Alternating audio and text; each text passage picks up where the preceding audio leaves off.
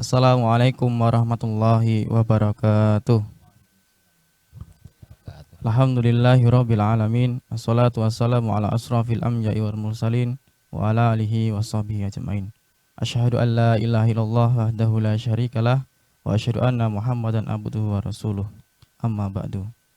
Jamaah yang insyaallah dirahmati Allah Subhanahu wa taala. Alhamdulillahirabbil alamin.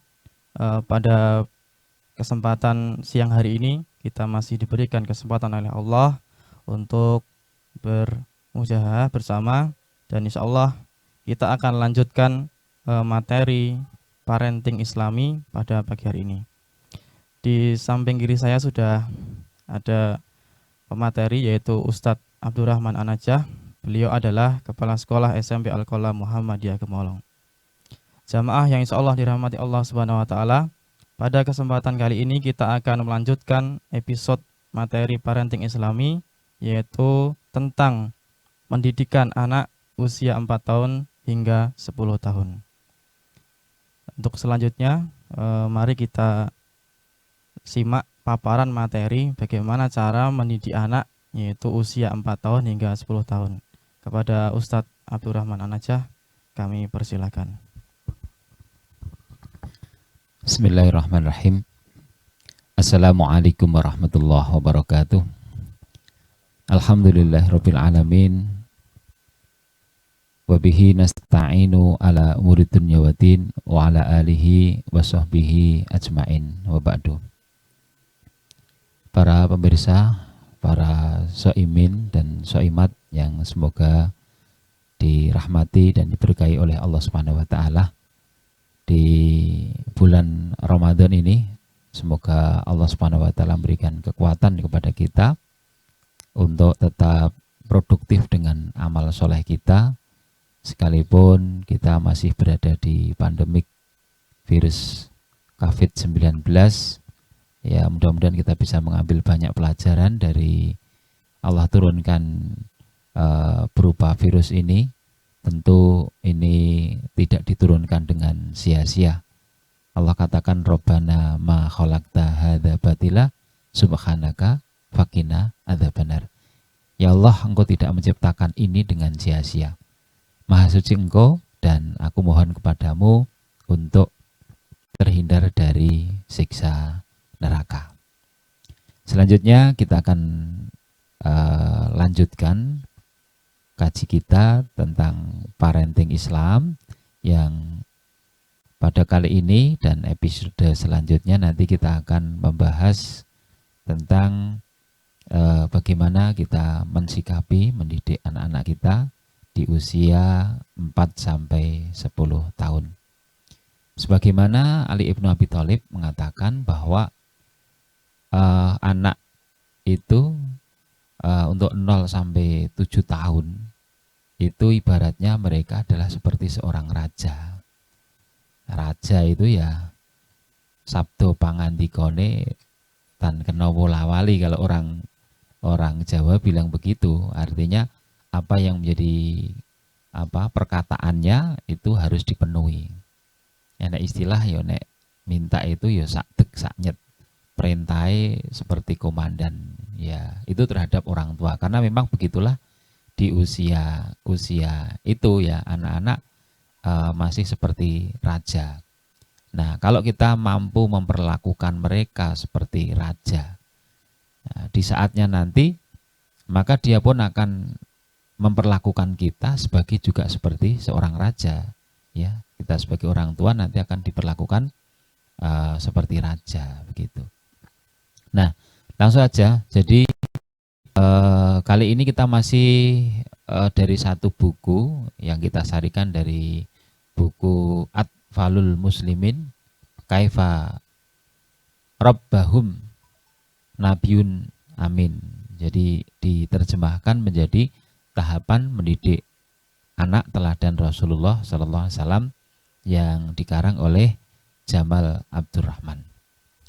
Selanjutnya pada kali ini, yaitu di pasal yang kedua ini, karena anak sudah mulai usia 4 tahun, mereka sudah bisa berbicara secara sempurna dan kemudian sudah mengerti untuk ya apa namanya dinasihati, ya, maka yang pertama kita akan sampaikan satu kisah yang mana Rasulullah Shallallahu Alaihi Wasallam itu pernah memboncengkan Abdullah ibnu Abbas, itu diajak mengendarai unta bersama dengan Rasulullah. Jadi beliau membonceng di belakangnya. Jadi coba kita bayangkan dulu, Rasulullah ini adalah manusia utama, semua hormat kepadanya, tetapi beliau masih sempat untuk berboncengan dengan seorang anak kecil. Ya, kita bayangkan kalau seorang presiden atau bahkan menteri atau mungkin kelasnya bupati gitu saja, kalau dia harus keluar itu harus bawa pengawal ya Ustaz Agung ya. Harus dikawal itu. Harus dikawal. Ini beliau iya seorang nabi bersama dengan seorang anak kecil dan berboncengan dalam satu kendaraan di unta itu. Kemudian ketika itu beliau mengatakan, ya gulam, wahai pemuda, maukah engkau mendengarkan beberapa kalimat yang sangat berguna, ya, yang sangat mudah untuk kita hafal. Ikhfadillaha yakhfaduka, gitu.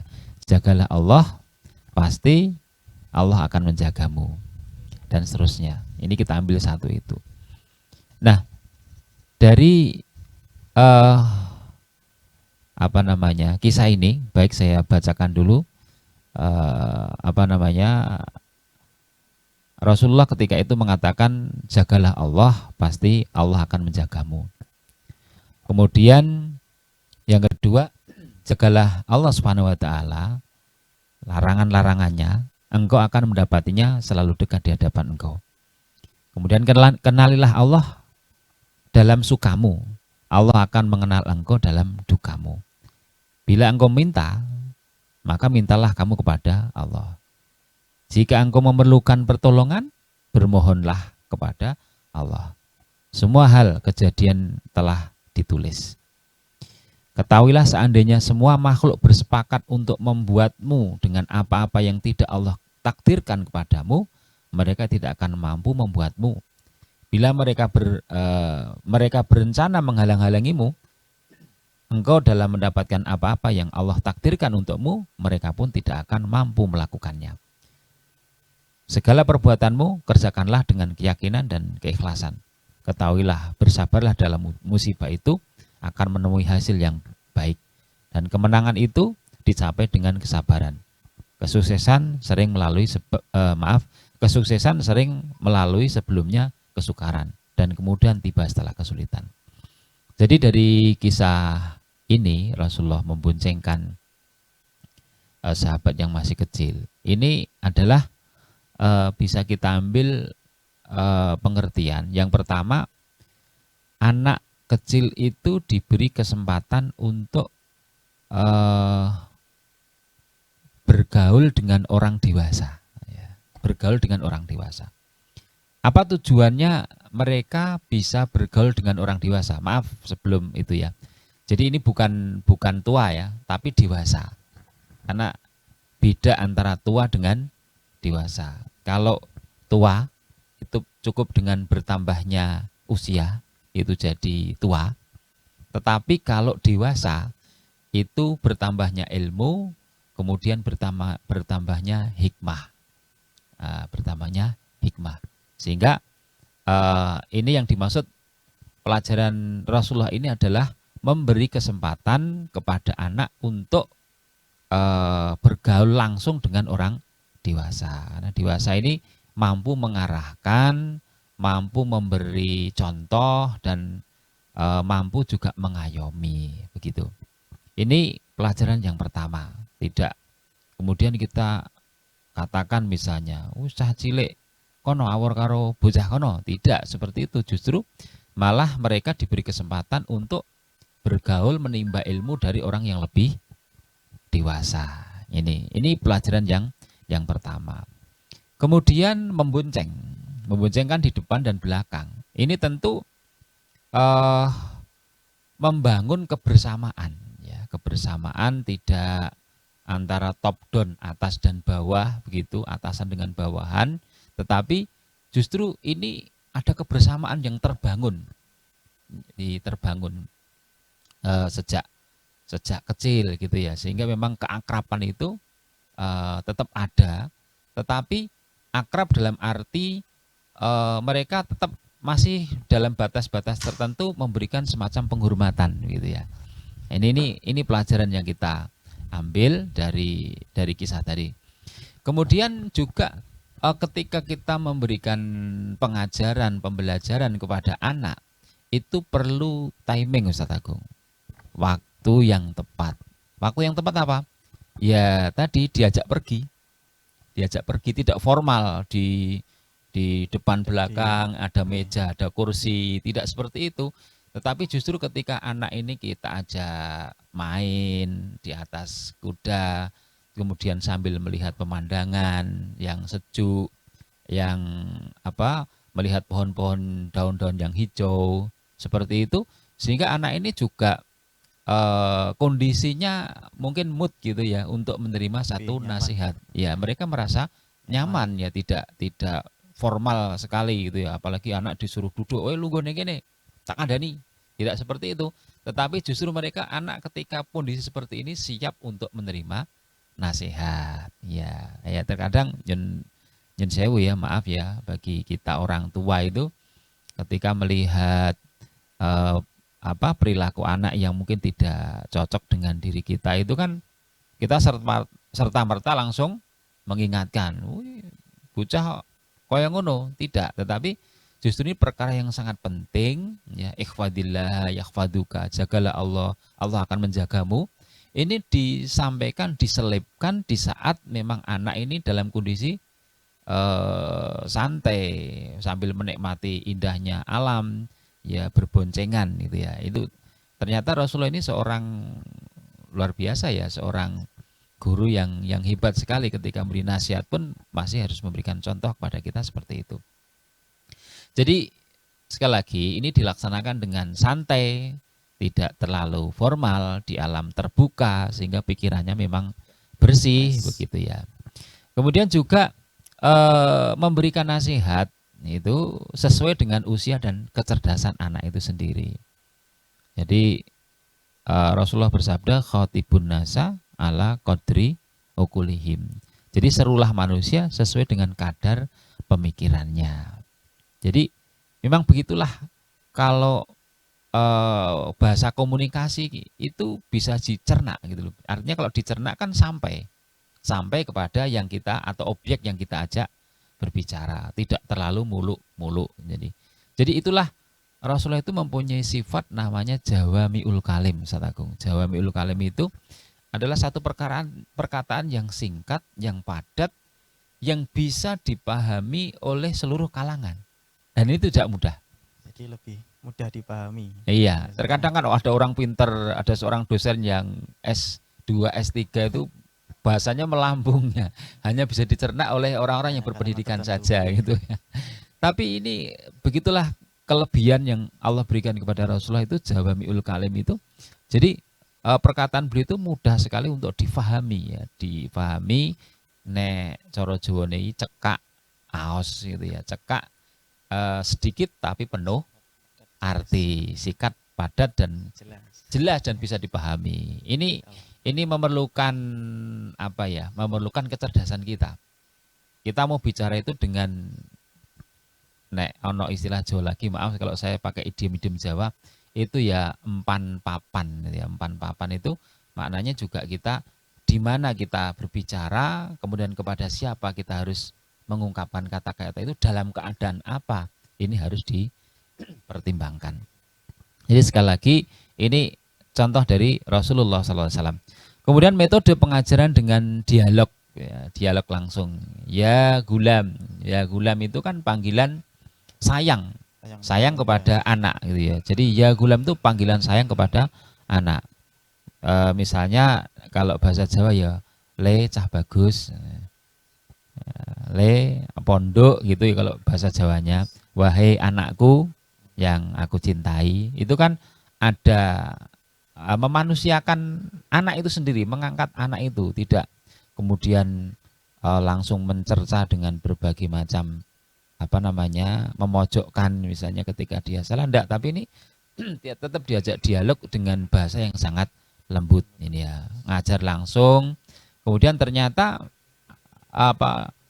beliau itu hanya berbicara sesuatu yang memang sangat penting saja. Misalnya jagalah Allah. Maksudnya jagalah Allah itu ya jaga perintah Allah untuk tetap dikerjakan. Jagalah Allah maknanya jaga larangan Allah jangan sampai dikerjakan. Jagalah yang dibenci oleh Allah jangan sampai kemudian kamu terjatuh untuk mengerjakan yang dibenci oleh Allah. Itu kan sangat makna sekali. Sehingga ini hubungannya itu tetap dimensinya itu langsung kepada Allah Subhanahu wa Ta'ala. Ini jadi yang pertama yang kita bahas tentang pasal yang kedua ini, anak di usia ini perlu kita mengajak ketika menasihati itu pergi, kemudian dinasihati dan seterusnya, sehingga memang anak ini merasa bisa masuk nasihat itu kepada anak. Lalu selanjutnya, bagaimana kita menanamkan rasa percaya diri terhadap anak itu ya, sehingga dengan cara komunikasi yang baik.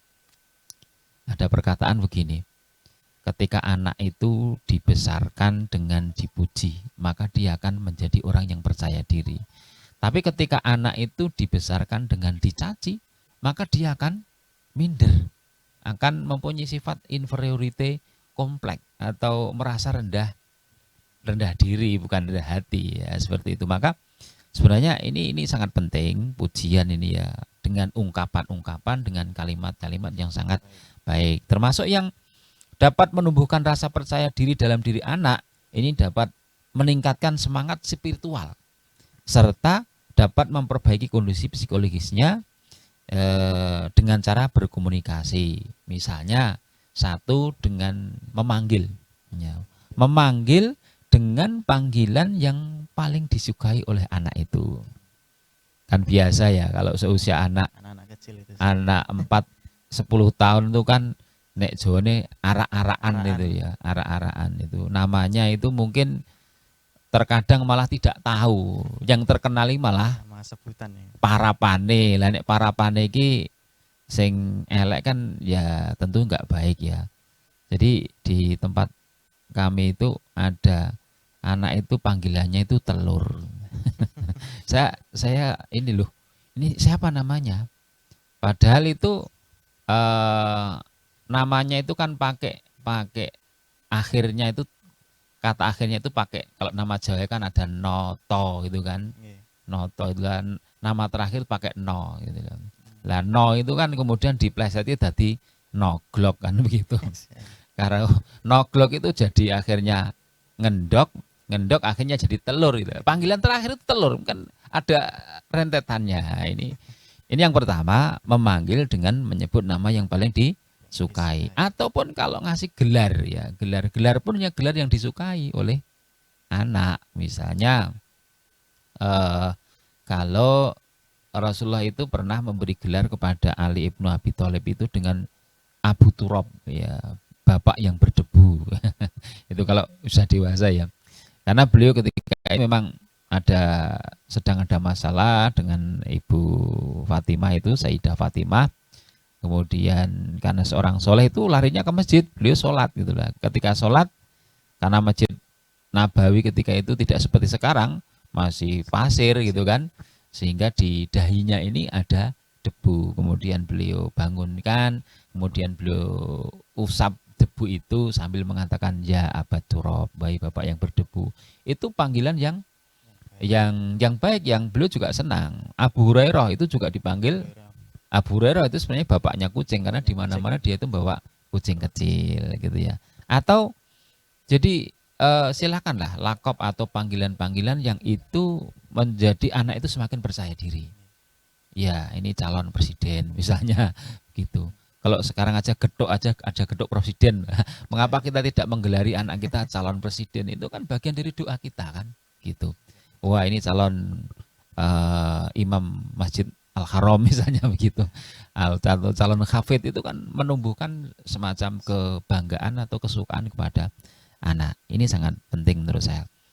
Ya, kemudian kita lanjutkan, jadi menarik anak untuk lebih dia percaya diri, kemudian menghormati anak dengan menyebut cita-citanya. Tadi sedikit saya sampaikan, misalnya satu saat memang perlu ya kita komunikasikan kepada anak-anak kita. Nak, kamu cita-citanya jadi apa? Ini sekaligus juga akan melihat atau kita mengetahui pemahaman anak terhadap sesuatu yang baik itu apa. Dia tidak akan mengatakan sesuatu cita-citanya kecuali yang dia sukai. Nah, ketika yang disukai itu ternyata misalnya yang baik, tentu kita akan dukung. Oh ya, sekali kita doakan barakallah, semoga Allah memberkahimu, semoga Allah menyampaikanmu dalam cita-cita kamu itu. Sembari kemudian kita, nah kemudian juga ada mungkin yang mempunyai cita-cita yang kurang baik. Nah, apa ada itu ya? Ya saya kira ada ya. Dalam kehidupan sehari-hari anak itu kan bisa melihat ya gitu. Kemudian juga menyebut dengan nama nasab, ya nasabnya dengan nama bapaknya tentunya ya. Jadi kalau bapak itu bagaimanapun namanya itu tetap katut melekat kepada diri anak, gitu kan.